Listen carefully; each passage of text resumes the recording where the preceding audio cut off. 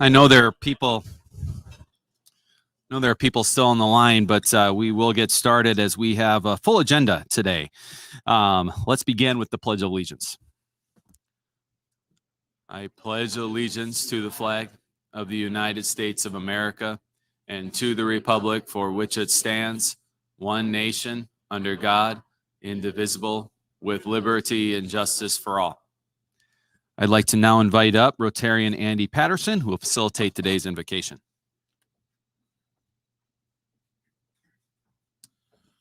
Please bow with me.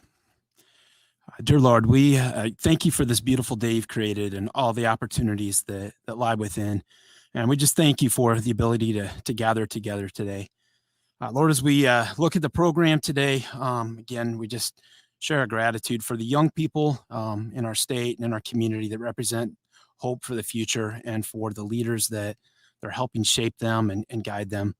We ask that you would give them wisdom as they work through this next year, and just endurance for them and their teams as they come off a tough year and enter this new one, hopefully refreshed and renewed. And Lord, we ask that you would give all of us guidance on what our role is in helping the younger generations have hope and opportunities for the future. In your name we pray. Amen. Please be seated. Thank you, Andy. I know what you were all thinking. You all have this sense of deja vu. I assure you, Tony Knorr will be back with you all next Monday. He is traveling today, so he was not able to make it. So I get to hop up here and hopefully not mess things up. I think what we'll do now, we have a number of guests with us, and I need to get the sheet with all the guests. Hold on one second. See what happens when you're on? Thank you. Okay. Eric Erickson, you have a couple guests with us today.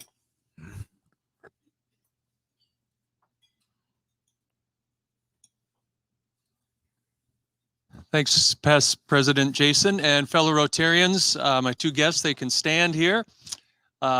I recently moved to South Dakota Public Broadcasting and get to work with people who are, as usual, way smarter than me. And two of those people work for the network. I'll first introduce Marcy Drew. She recently was at USD and now has come to SDPB as the Director of Education. So please welcome Marcy Drew. And Kevin Nelson has been with SDPB for a while. He runs the ELI program, the Early Learning Initiative. Of course, lifelong learning is a part of SDPB's mission, but we really have an emphasis on early learning and K-12 learning. So Kevin is an education consultant. Please welcome Kevin Nelson. Welcome, Kevin and Marcy. Joel Sylvester, you have a couple. I just have one that I know of. So if I have someone Very else good. that snuck in, I'll take credit for them. Okay, But I only have one. one that I know. So I have Annie Wold, who's with the Sioux Empire United Way. She is a campaign and marketing associate, as we're just getting ready to kick off this year's United Way again. And she actually works with the Sioux Falls Public School Districts and the surrounding community. So she's here to find out what that's going to look like. So welcome, Annie. Welcome. And Kayla Etram, you have a guest today. Good afternoon, everyone. I am excited to introduce Phoenicia Foster, who is a dean at Southeast Technical College, and more importantly, my roommate from Augustana. So please help me welcome Phoenicia Foster. Welcome. Welcome. And if there's any that I missed, my apologies. We'll be moving now into thanking. I really want to thank the greeters today.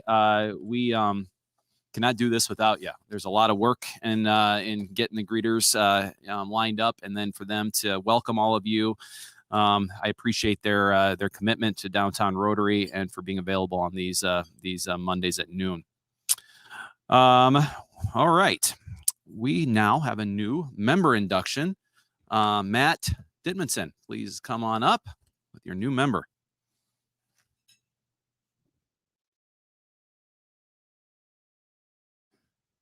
Jason. Good afternoon, everyone. One way to recruit new Rotarians is to go knock on doors. Scott's my next door neighbor, so it's my pleasure to introduce Scott today. Scott Schneiderman grew up just across the border in Rock Rapids. He's a graduate from Central Line High School from 1986. After high school, he went to Iowa State University. Any applause for that? Okay, we got a couple. Okay, good. Where he earned his bachelor degree in finance and German language and literature. As part of his college studies, Scott also spent a year studying abroad at the University of Hamburg in Germany. Growing up around his family bank, Scott worked summers as a teller, a bookkeeper, and pretty much any other job that was needed to be done around the bank. After college, Scott continued his banking career at a bank in Sioux City before returning with his father to Frontier Bank in 1995. In 2013, Scott was promoted to president and CEO of Frontier Bank and continues to lead and grow the bank today. Scott and his wife, Natalie, have two daughters, Isabel and Amelia. Natalie is a CFO at Home Warranty of Midwest, a company that she helped to start in Rock Rapids, and Isabel is a senior in high school and plans to attend Northwest College in Orange City, Iowa. When he's not busy with his bank family, he also likes to fly his airplane. So please join me in welcoming Scott to our Rotary.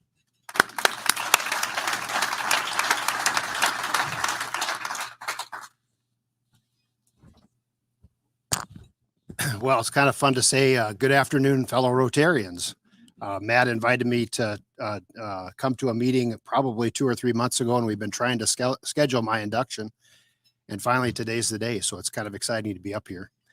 I thought when I walked through the doors and we had the small room, maybe I'd have a small group to talk to and it'd take the pressure off talking to you, but it looks like it's full, so everybody's here. That's great to see. Thank you to Matt for inviting me to join Rotary. You know, my wife and I bought our house the week before COVID hit. And so we were kind of, we were happy or excited to have that done. And about 6 or 7 months later, Matt moved into our neighborhood. And Matt, right off the bat is what's that? Yeah. Right off the bat, it was clear that Matt has a servant attitude. I had trouble. We had a snowstorm. My snow service didn't come. He was over there helping me move snow.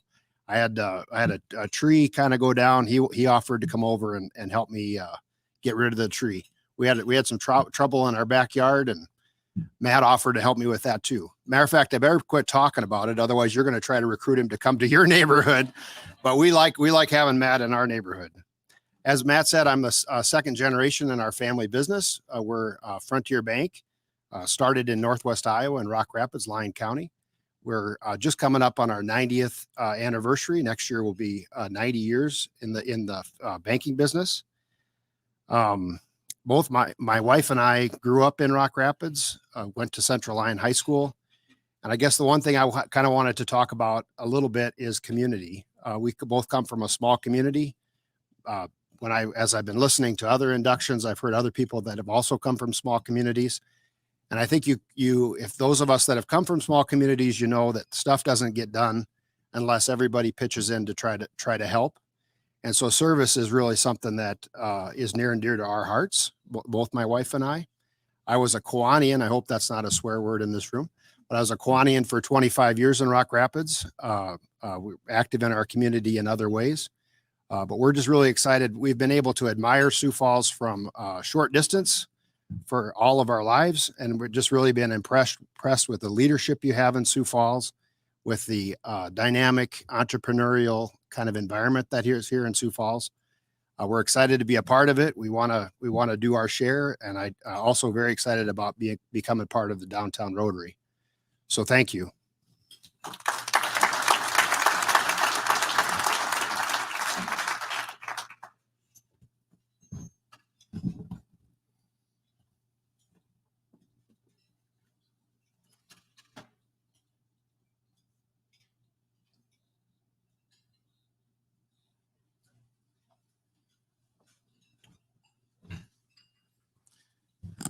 Thank you, Matt, and welcome, Scott. Welcome to Downtown Rotary, but also welcome to Sioux Falls. Multiple things that you said there struck a chord, but most importantly, your commitment to the communities and your recognition of the importance that everybody steps in, and we believe that here at Downtown Rotary very much. So thank you. All right, a couple items of business that I'd like to quickly touch on here, and then we'll turn it over to Cindy Peterson, who will facilitate today's program. Rotary in the Know. We're going to be touring the new Jefferson High School, and this is just remarkably exciting. Wednesday, August 11th. Tours will be at 4:45 and 5:15.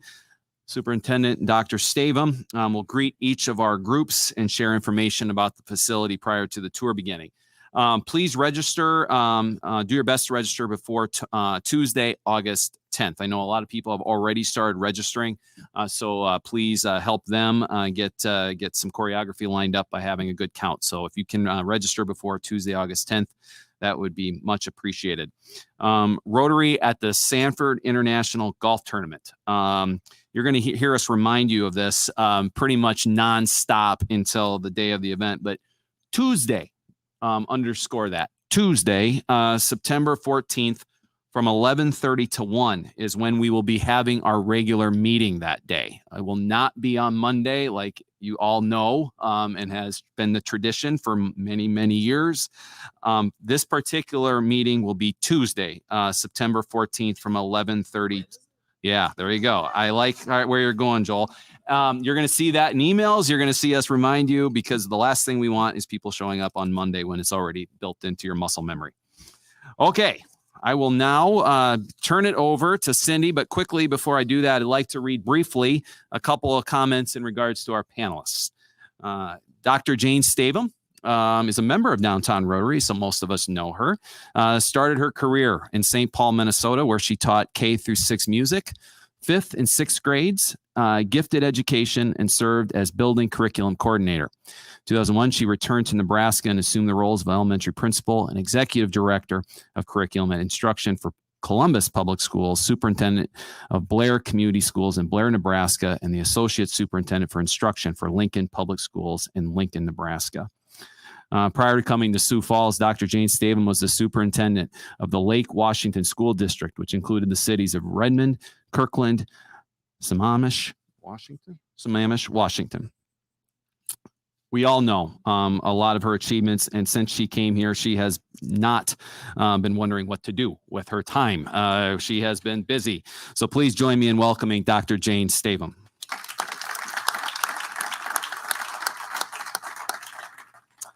And our other panelist is Tiffany Sanderson. Tiffany serves as the Secretary of Education. Prior to her current role, Tiffany was Senior Policy Advisor in the Governor's Office, focusing on K-12 and higher education, Bureau of Human Resources, and Bureau of Information and Telecommunications.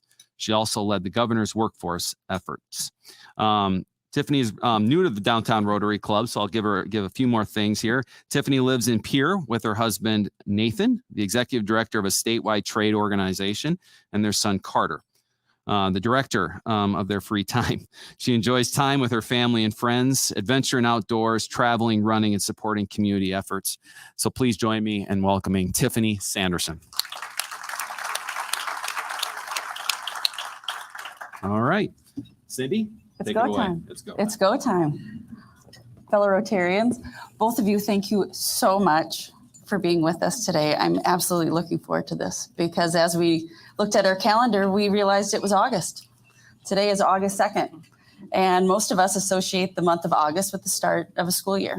So to kind of frame us, before we jump into some other topics, what do each of you love most about the start of a new school year? Want to start, Superintendent? It's got to be school supplies. There's nothing better, even at our age, a new box of crayons. But when you see kids walking into school and they have their brand new things with them, you know that that's just kind of that signal to all things being new in the new year. But it's got to be a fresh notebook and new crayons. I love it.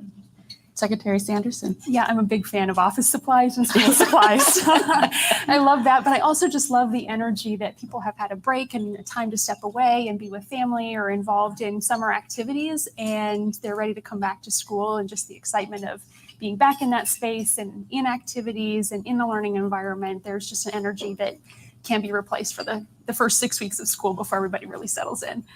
Well, I hear the energy just in your voices as you answer that question, which is great. No doubt a lot of work goes into preparing for the new school year, particularly planning and budgeting.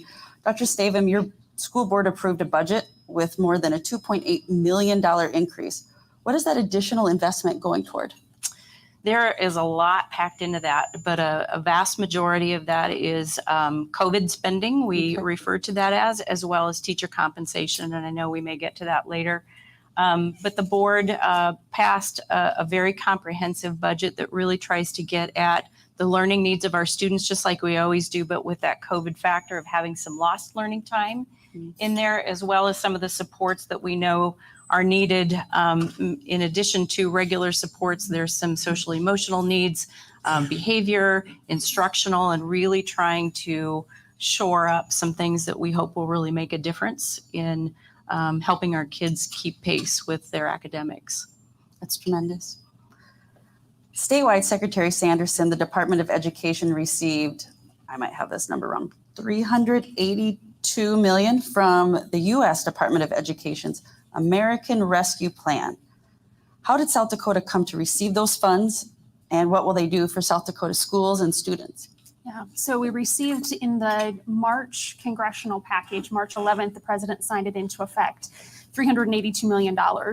And that really is focused on helping schools emerge stronger from the pandemic. For many states, it also means reopening schools and equipping school systems with the emergency response materials that they need. As Superintendent Stavem alluded to, we've been in that space very, very strongly over the last year. And so as South Dakotans, we have an opportunity to look ahead where a lot of states are still trying to figure out how to put all the pieces of the school year together. So that $382 million is the third major package that the state received around COVID relief dollars. In a typical year, the state's education budget between state funds and federal funds is somewhere in the neighborhood of $825 million. And between all of the COVID relief packages for K-12 schools, for nutrition programs, and for libraries, we've got about $750 million of one-time funding in South Dakota. Most of that will be used over the next 3 years. And so strengthening libraries, ensuring that nutrition programs in schools and communities across the state have access to meals in new and flexible ways. And then the majority of the funds, as you mentioned, Cindy, are around strengthening education. And those dollars didn't just come to South Dakota, you had to apply for them. Right. And it was competitive in some ways. To a degree, we had to have approval for our plan to invest the funds. So we had to put in an application which required a tremendous amount of public input, working with superintendents. We have a weekly call and often ask questions or get feedback on what's going on in local communities and the issues that superintendents and their staffs are dealing with. So over the course of all of last year and through a formal public comment period this spring, we were able to identify where are our priorities around education as we come out of this COVID year and enter these next 3 years. And so for our $382 million, we're really focused on strong instruction and educational opportunities for our K-12 students, addressing social emotional needs of our youth and mental health needs, and then addressing the educator workforce, both from a recruitment and a retention standpoint. Timely and relevant. Absolutely. It's all about having a laid out plan. Dr. Stavem, understanding the school board still needs to vote on it, right? No, the budget has passed. Thinking about the continue to learn plan. Yes, The school board is still to vote on that. correct. Share with this room the nuts and bolts of the district's continue to learn plan for the 2021-22 school year. Yeah, so let me do just a little bit of clarification with all that, because I think that's one of the things that there are so many acronyms and so many plans out there that not everybody is sure how all the pieces fit together. And so as the state draws down that money, then those funds come to school districts, and school districts also have to have plans that align with the intent of that. And our process of distributing those COVID dollars was part of our regular budget process, which gets feedback and which gets public opportunity to comment, and aligns very much with what Secretary Sanderson just said, strengthening instructional strategies, strengthening staffing, then just some of the mitigation efforts that were already in place last year. And that's one of the confusing things, I think, for people, is that the state of South Dakota, pretty much every school district came back last year. But you have to remember that in many states, they're still trying to return to learn. And we've done that. So when you hear return to learn, we're thankfully a year ahead of many places. So some of those dollars that came to us had already been expended in the things that we had to buy this last year with PPE and with cleaning and with air filtration systems and with the extra staffing that we had to put in place, some things with contact tracing, more nurses. So just a lot of things. So in those next expenditures, which I think it's also important to realize that there is a sunset on the dollars that we have brought in that are aimed at mitigating the effects of COVID. And I think a lot of people think, well, now you've got this big pot of money, school district, what are you going to do with it? Well, one of the things that we had to be very mindful of is the expenditures that we put in place. We still have to be able to sustain those if it's things like staffing or things like program expenditures. And so we can't spend dollars on just adding a whole bunch of staff without having a plan for what does that look like then when that money sunsets in 2024, most of it does. And so we put in place extra counselors, extra reading interventionists. We put in other staffing, adding kind of filling in gaps that we know are from COVID. But then there's attrition and some plans for what does that look like down the way. So all of that is really kind of here and now, trying to get the biggest bang for your buck. Training this summer program. We offered it at more schools than we ever have. Then we have the Continue to Learn plan, which is the plan that guides the practices that we have in place as kids came back last year. It was called the Return to Learn. Now we're not returning, so it's Continue to Learn. You always got to have a little bit of a new title. But that's what are we going to continue doing now into this next year? And the big question, of course, for everybody around that has been to mask or not to mask. And if you all can figure out how to find agreement around that, please let me know, because at this point, I'm fairly certain that there is no 100% agreement on that. And so it's what will our community tolerate? What are we thinking about? The CDC and its infinite wisdom dropped in some new guidance right as our plan was going out. So we've taken that into account, but we really wanted feedback on that plan. So we put it out for people to comment, and we're getting really good feedback on it in terms of where do we need to clarify? What else might we need to be thinking of? We have very strong opinions on both sides. It's about 50-50 on some topics. But I think there's collective agreement that kids belong in school. And so then it's how do we do that? Conditions are going to continue to change. We've seen things change over the summer. And what we want to do is keep the doors open, keep kids coming into the classroom, and doing so in ways that families feel good about what we've put in place for their kids for this next year. Staying on that, may choose to wear face coverings. How many teachers and staff do you anticipate will wear mask coverings this year? Where's that crystal ball? What we've kind of looked at is what have we seen during our summer programs, and I would say 99% of our adults and children have not been in masks this summer. But that's also, as kind of this new variant has emerged. It's with the CDC saying some different things. People's own family realities change. Somebody may have had a family diagnosis over the summer that creates some additional health concerns, but they may make a different choice than they might have at the beginning of the summer. The other thing that's very interesting to hear from people is people beginning to remember that we had some illnesses besides COVID. And we had a lot of teachers and kids last year that really didn't get sick with very much because, we had so many protocols in place. People didn't have RSV. They didn't have whooping cough and the same things that we had started to see kind of peek through. Measles had just started to kind of emerge prior to COVID, and we didn't hear anything about that. We didn't hear much about flu. And so I think as people begin to maybe have some regular illnesses, of course, that creates some different responses for us. A person in my workplace recently just had a cold. She hadn't had a cold for a long time, but it was, oh my, what do I do now? I think it's a cold. Is it just a cold? Should I go get tested? I don't need to get tested. I got vaccinated. Is my vaccine good? And you kind of go through this. What do I do with a cold? I think people are going to have some of those experiences as we have regular illness maybe reemerge. And then they may choose to wear a mask for a period of time, either to protect their family or others, and maybe even just for their own sense of calm and well-being. And maybe they'll do that for a long time, and maybe they'll do that for a short time. But I think it will feel different to all of us going in this next year. Well, I think that's an appropriate mindset to take into the school year. Absolutely. You mentioned the Continue to Learn. Last year it was called Return to Learn. That plan, you mentioned, not everyone agrees on every decision. And there's a lot of people that are impacted by every decision. That plan last year actually evoked some protests from some of the teachers. Do you anticipate teachers using their voice in that way again this year?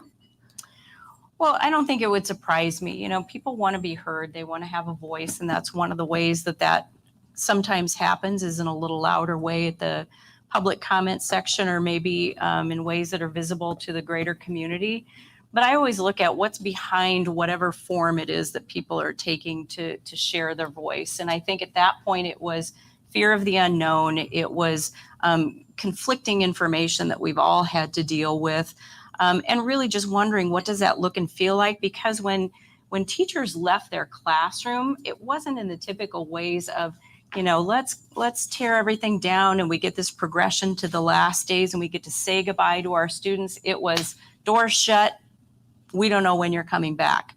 That's a traumatic experience. And so then when you think about coming back from something that's been a rather traumatic experience, which for them was going to be coming back to a classroom that you maybe hadn't seen until since you had left it, the March before, there were some things that people have to deal with to figure out how that's going to look and feel. Mm-hmm. And so I think it was with the intention of, we want to make sure that we have things in place and so that everybody feels as good as we can possibly feel. And they had some opinions about that. We may have that again this year, and that's okay. But ultimately, regardless of how we get feedback from our community, we take it and think about what can we use from that? How does that inform our decisions? And honestly, we just know that not everybody's going to agree. Yeah, makes sense. So what advice, taking in all that information, do you have for parents who are trying to decide what is best for their child? Well, I think, we had a successful year last year, and we had very few instances of really needing to pull a class offline, and we certainly didn't close down a school. And I think that was part of the mindset, is this all or nothing, you either closed or you're open, and we worked through that to see that we could continue to keep going. We want kids back in class. We saw and heard from our students how much that meant to them. And we asked them periodically throughout the year, are you happy to be back? What are you thinking and feeling? What do we need to adjust, and how we're talking with our students about this? And they all said, we're happy to be back. Our teachers knew that that was good for kids. They would tell us that when we were out and about in our schools. And so I think, what people don't get to see is what we get to see is when we walk through a school, kids are in class, they're screaming and yelling out at recess, they're eating lunch, they're doing their thing. It's kind of the adults that tend to maybe look and feel different about what that means. But for kids, they were just going to school. And so I think this year, when we can have some back to school events, when people can be in and around our schools a little bit more, they'll remember that school is a great place and that's where kids want to be. Awesome. One classroom subject receiving a lot of attention is civics and history. I saw on Thursday, Governor Noem signed an executive order banning the Department of Education from federal grants in history or civics. Secretary Sanderson, what is that all about? Maybe a brief description of critical race theory, but what is that all about? You bet. So the federal government, U.S. Department of Education, earlier this spring put out a grant opportunity for states and organizations to apply for civics and history grants. And you might recall that Dr. Jones, who is a state historian, and myself both submitted public comment about those grants. There were a couple of priorities that were outlined in the uses of funds as potential options that we didn't believe were in the best interests of student learning. And so about a week ago, 10 days ago, the U.S. Department of Education said, based on public feedback, we're pulling those priorities out of the grant. And the follow-up action was this executive order to say Department of Education won't be applying for those grants, and our intention never was to apply for those. You might recall back in legislative session, the governor had proposed and legislature supported a $900,000 investment of funds to do a civics and history initiative here in South Dakota. And that's rolling ahead, reflecting South Dakota values. And it's really exciting work, bringing a lot of people together. And South Dakota Public Broadcasting, I'm so glad that Marcy's now on board and Kevin's here today. Their work will be an integral part of that civics and history initiative. So things you might be hearing about in the next couple of weeks on that front. On Friday, the revised social studies standard, along with several other content areas, will be released for public comment. The public hearings process will start this fall with the Board of Education standards and go through the school year. South Dakota instructional materials. So you might recall either from your kids or grandkids at the 4th grade, lots of South Dakota history being learned and projects tied to South Dakota history. Our focus on South Dakota history has largely been at the 4th grade level. You'll see in the revised standards coming out later this week that there are pieces of South Dakota history and government and geography plugged in throughout the K-12 experience now. Still a big focus at 4th grade, but learning about South Dakota more broadly K-12. And so we'll be working with partners like South Dakota Public Broadcasting and educators, the museum network throughout the state, to develop specific South Dakota lesson plans and pull out primary resources like videos or interviews with experts, photos from the past in South Dakota to help students in our classrooms see and feel and touch our great story here in the state, both from the places around the state and the people that have helped to create our story here. And so those are a couple of the pieces that were already in motion prior to all of the U.S. Department of Education conversation. Yeah, valuable perspective. Yeah. Dr. Stavem, anything related to the Sioux Falls School District that fits into what Secretary Sanderson spoke to? Well, school districts, work from the state standards that are decided in our state by the State Board of Education Standards. And so when people toss terms around like curriculum, those are the materials that we use to deliver the standards that we've said, this is a good thing for every child to know, and what we believe is part of a comprehensive education. And then school districts have processes for how they decide what materials best convey those standards and help kids to achieve. And so our materials are aligned with those state standards. People can review those at any time. And we've had a couple people who've come in to check out our U.S. history books. And I think it's important to do that. We have an opportunity as our school district brings on a new website platform to make those things as visible as possible, because it shouldn't be any secret what your children are learning in school and the materials that they are using to do that. And that's something that you can ask about at any point. If a parent or a grandparent or whoever is curious about that, come and ask. There's just a lot of rhetoric around this right now, and the best way to really find out information here in Sioux Falls is to ask a principal, ask your child's teacher, or call our district office and ask our curriculum folks and just find out. There may be some things that don't apply in quite the same way here in Sioux Falls. Well, and as if you don't have enough going on in the schools, you now get to tackle medical marijuana in your schools. Either of you can jump in. I'd love to hear from both of you from the Sioux Falls School District perspective and the state perspective, but walk us through those conversations and how are you going to manage that reality? Do you want me to start with what the rules Absolutely. outline? I'd love it if you You're up started. first. As a public educator, there are several things that I didn't expect to be talking about. As a public educator, medical marijuana is probably one of those things, but everyone is aware of Initiative Measure 26, and one of the sections within Initiative Measure 26 spoke to the Department of Education shall promulgate rules for student administration of medical marijuana in school property or at activities. And so the Board of Education standards considered a package of rules, and that went through the process. It was finalized by the Interim Rules Committee, which is the legislative committee, a couple of weeks ago. And next Monday, a week from today, those rules become provisionally effective for the start of the school year. So what do those rules entail?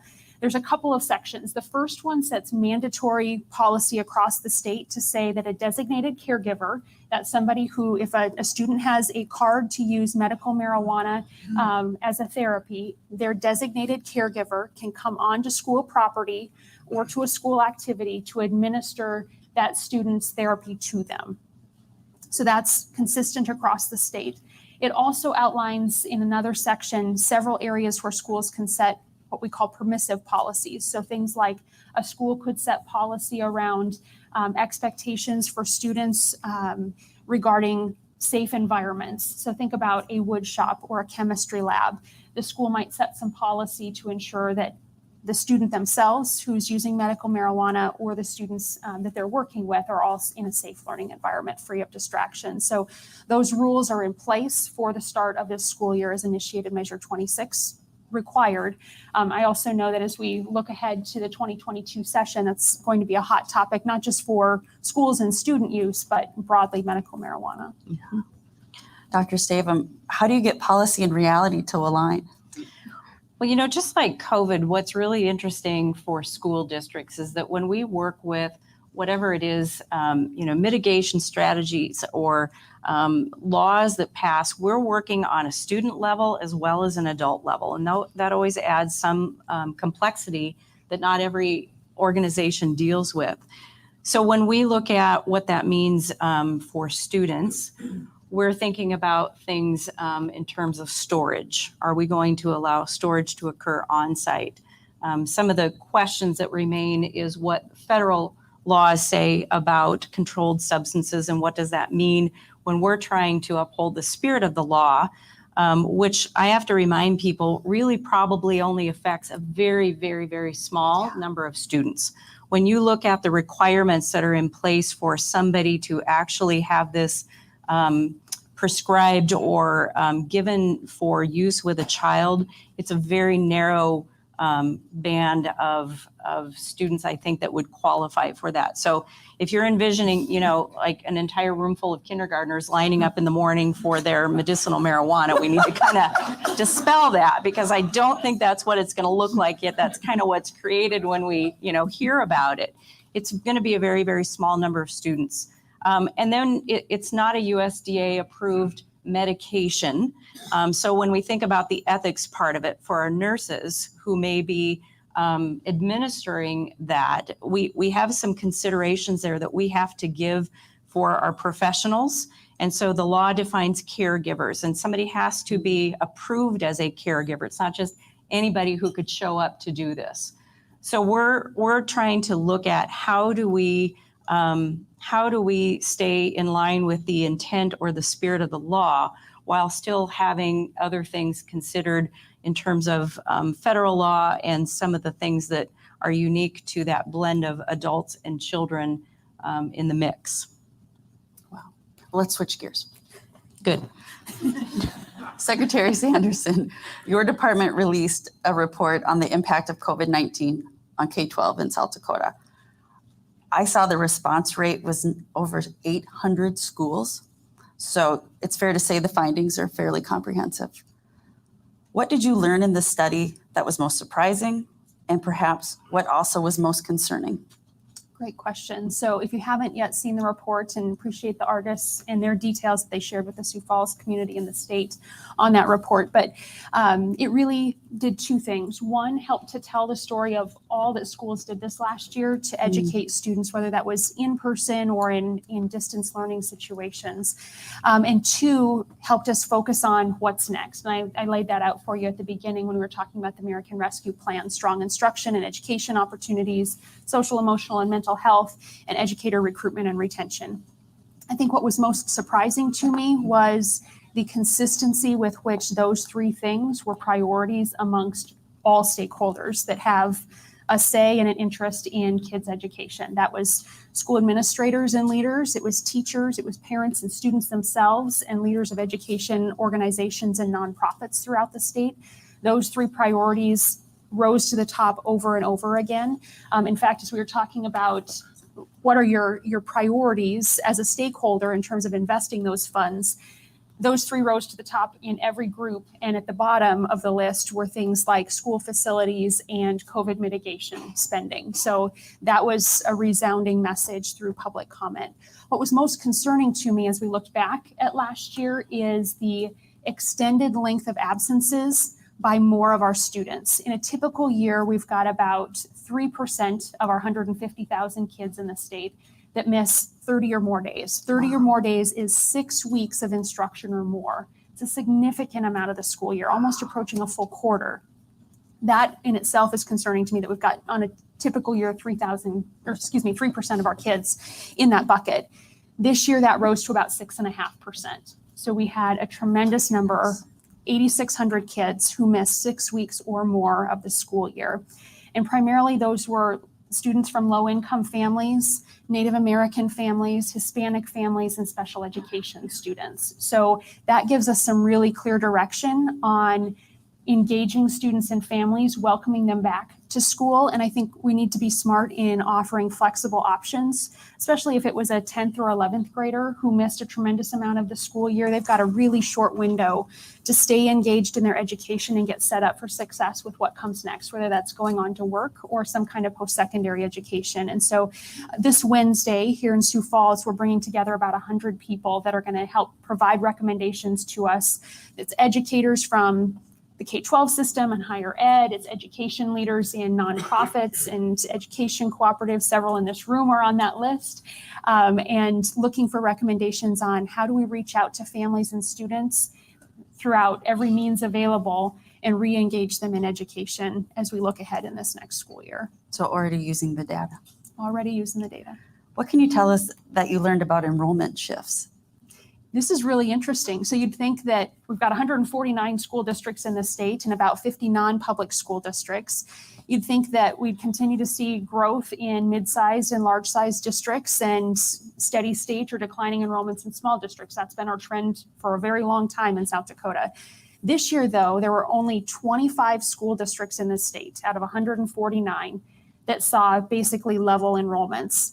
Everybody else on either side of that either saw a surprising increase or a surprising decrease in their enrollment. So as we head back to this fall in 3 weeks, it's going to be really interesting to see where our enrollment's falling out. Are we seeing trends like we saw last year, meaning people are staying in place where they were last year, or are we seeing a shift to where we were 2 years ago? It's going to be, time will tell, I guess. Yeah.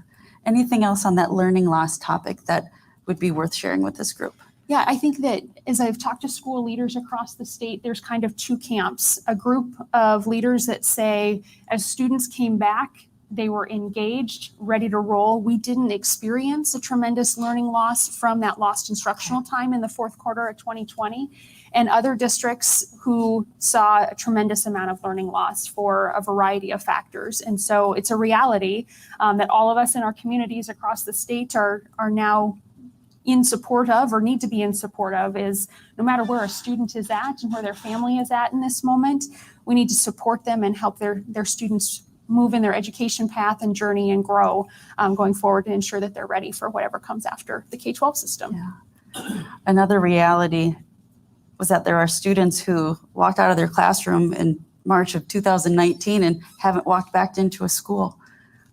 Lost students. What's happened with them? And I guess, for lack of a better word, have they been found? So I was sharing with you, there's about 8,600, 8,700 students that had a tremendous amount of absences in the last school year. Some of those are what we've called the lost COVID kids that we want to bring back into the fold.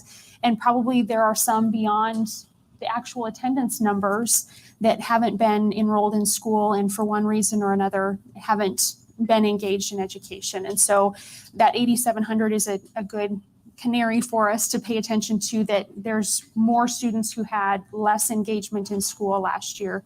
And we know from all sorts of anecdotal information with school leaders, there are some students who just haven't been connected for one reason or another. And broadly, we need to reconnect with those kids and support them in their education journeys. Absolutely.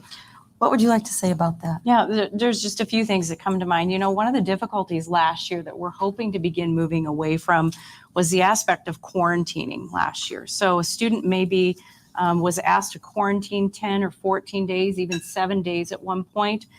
That might have happened even more than once. And so you might have had students who were actually sick and were out, as well as students who were on quarantine. Our teachers did their level best to try to provide online support, whether it was being able to beam into the classroom or to have things posted, and we'll continue to do that. But that is not the best version of learning, no matter what, if you're not in that classroom with that teacher. So that was one part of those absences was, students just weren't in the classroom because of the quarantine aspect. The other thing is, when students went home that March preceding last year, you think about that stretch of time between March and August when families were experiencing maybe some economic hardships, lost jobs, transition.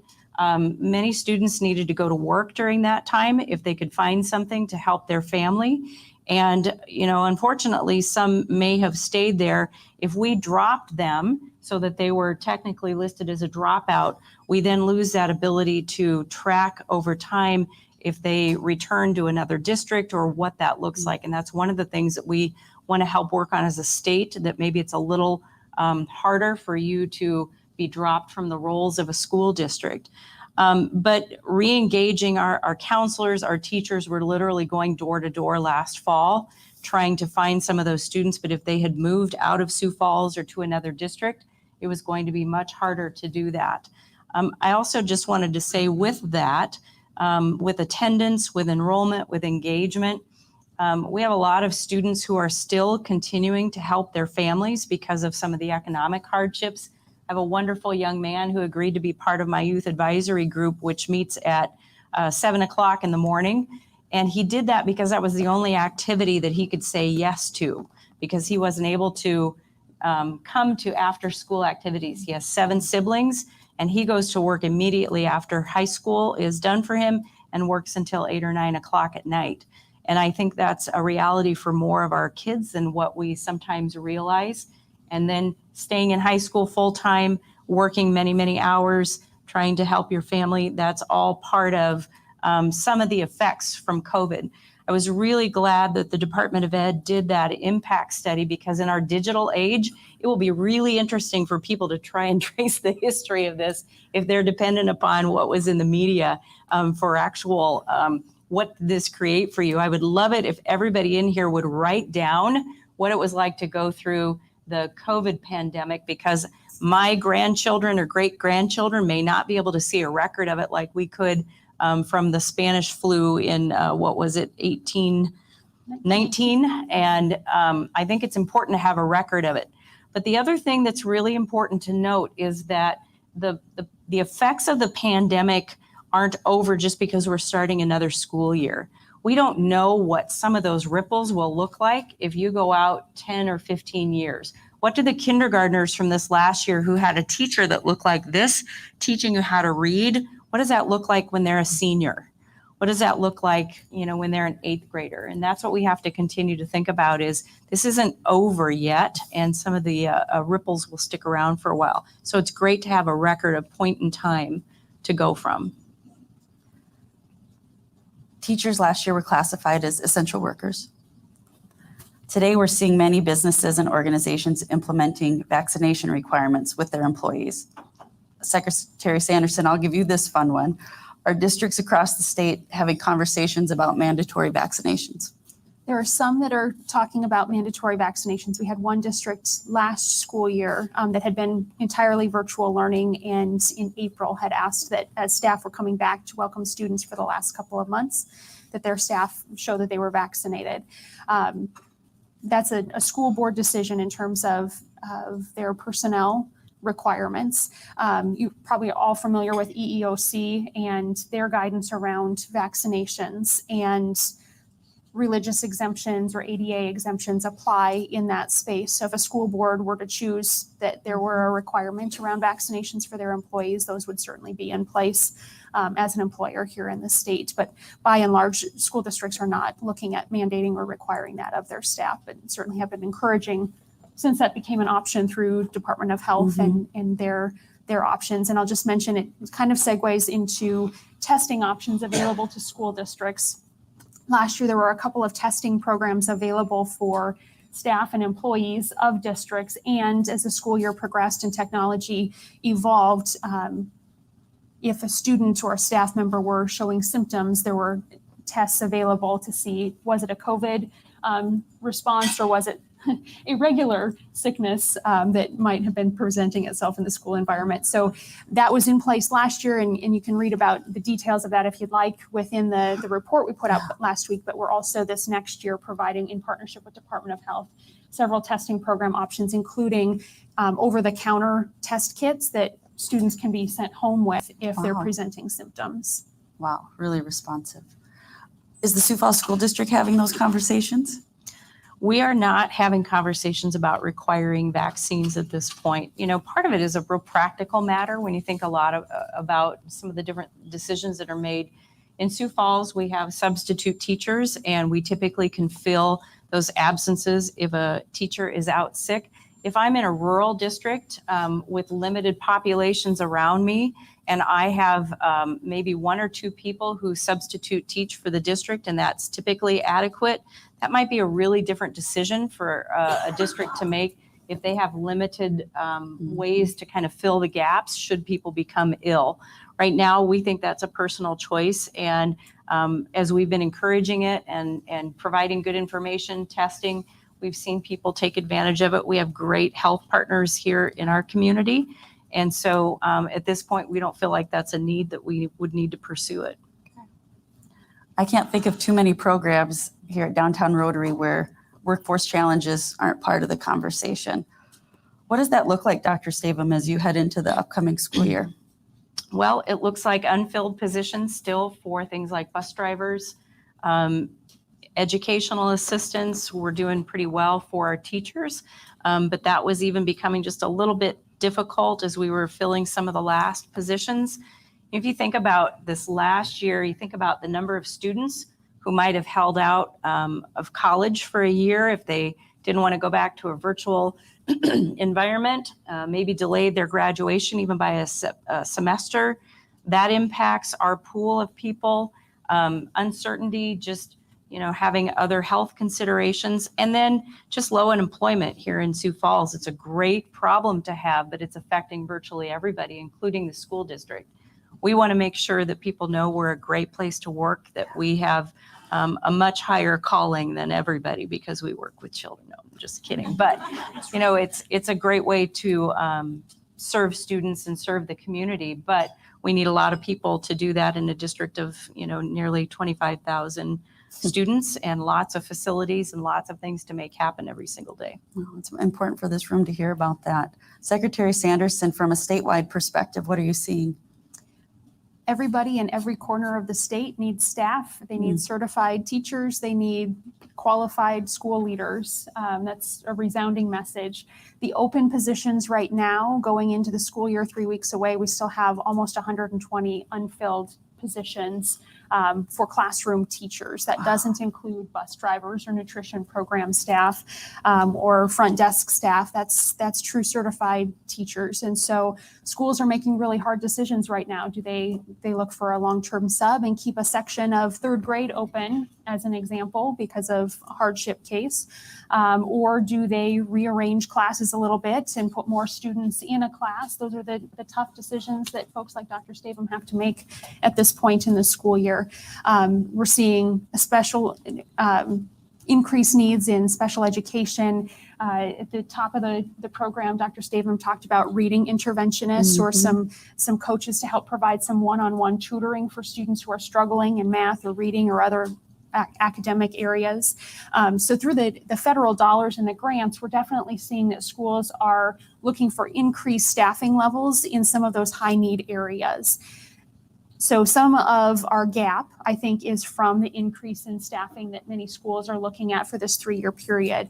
And combine that with some teachers took retirement a little earlier than they may have planned this last year after a really difficult and challenging year. So there's a variety of factors, but put education as employers on the list of everybody who's dealing with workforce challenges. Well, and once again, South Dakota ranks 50 in teacher pay. That number has gotten a lot of attention over the years. Is that just the way it is, or is there more to that story? You want to take this one, or you want me to start? Paper, rock, scissors, gals. I think, I can speak to the Sioux Falls decisions this last year. Our board gave significant compensation increases. That's right. Initially, about in November, they gave a stipend, and then we raised our base salary pretty significant from about $37,700 to $41,000, as well as an increase for everybody over and above the increase that they were going to get, to the tune of about a 3.15% raise for everybody, because we know that that's an issue. We know that that's an issue in South Dakota, but that's something everywhere. When I was a brand new teacher, I knew what my starting salary was, but I had no idea what that looked like for retirement. So we felt like we've had a strong teacher contract that over the life of that contract does good things, but that starting salary needed to come up, and still does. This was kind of phase one, because that's kind of the mindset of a new teacher. It's a mindset of a generation right now that's entering that workforce. But we also have to look at what are the other values of teaching? What are the other things that make it a desirable profession? And that's helping children. It's living in a great place like Sioux Falls. It's having the opportunity to incrementally raise your compensation with your level of educational attainment. You can someday be the superintendent, which is the best job ever. And there are a lot of avenues where you can go. We significantly raised our speech language pathologist contract pay by 31 or 2%, because that was just really out of line.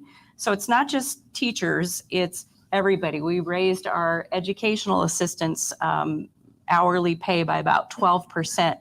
The whole profile needs to be raised, and it needs to be raised across the country. There are different conditions wherever you're teaching, and so no two places are alike and no two states are alike. But there are great things about teaching. I'm concerned about the dent that the teaching profession took over this last year because of COVID. The complexities that our staff dealt with and just the dailiness of teaching were immense, and it was very exhausting. And, it's come and teach, but, you have all these other things. If you were going into teaching, you might be thinking twice about that. We don't want to lose people from the profession. So we need to continue to encourage that and continue to encourage the overall profile of teacher pay to come up in our state. And with that, I will hand it to you. Well said. Can you do Well it in said. 60 seconds? I can. I'm excited. So we're technically at 50th. If you look on a regional price parity basis, we're a little higher than that. In the rankings, number 30 through 50 are only $6,000 apart. So Cindy, you asked, is there more to this story? Yeah, there are a couple of sides to this cube for sure. We don't want to be listed at 50th. There's certainly actions we can take to look at our opportunities there. But the number 50 isn't the only thing in terms of considering teacher compensation. Yeah, I think both of your comments bring important perspective to that number. So my last question. There are tens of thousands of young people all across South Dakota. 150,000, is that it? 50,000. I've got 2 of them. They're getting their school supplies. They're picking out what they want to wear on the first day. They're nervous about who they're going to sit by in class. They're wondering if they're going to like their teacher. Have they done enough to make the varsity team? And so on and so on. What are each of you most optimistic about going into this new school year? Thanks for that question. Yeah. I love it. Yeah, most concerned with, most excited about, I think, are the same answer for me. And that's, we've got young people who are easily influenced and have a tremendous amount of potential in terms of their cognitive development and their social emotional growth. And teachers choose the education profession because they love kids and they love to be a support network for them academically and to be there to support students as an individual wherever they're at. And just that magic that happens between all the things that kids wrestle with, like you mentioned that list, Cindy, knowing that there's caring adults who have invested their professional lives in helping students progress and grow and learn. That magic is what I'm most excited about. Yeah. Dr. Stavem, is there a sentence or two you would that you're most optimistic Hint. about? You know, we feel an immense sense of responsibility because we are truly impacting the trajectory of a life, and it is that serious. And so we take very seriously what we do. COVID is a here and now thing, but our children only have one chance to be a kindergartner, one chance to be a high school senior. We want this year to be as wonderful and normal as possible, but we have work to do because we want them to be prepared because there's a whole bunch of life that happens after a pre-K-12 education. And we want to do our best work to send them off out into the community and into their choice for their life's calling. And that's serious business. So I love the beginning of school. Our kids are just excited to come back and we're excited to greet them. But this is serious work and we have to do our very, very best so that they can have the life of their own choosing. Well, the word that sums up what I heard today and learned is perspective. And I hope others in the room gained some perspective on that as well. Please help me thank these 2 tremendously talented and committed women. Thank you for having us.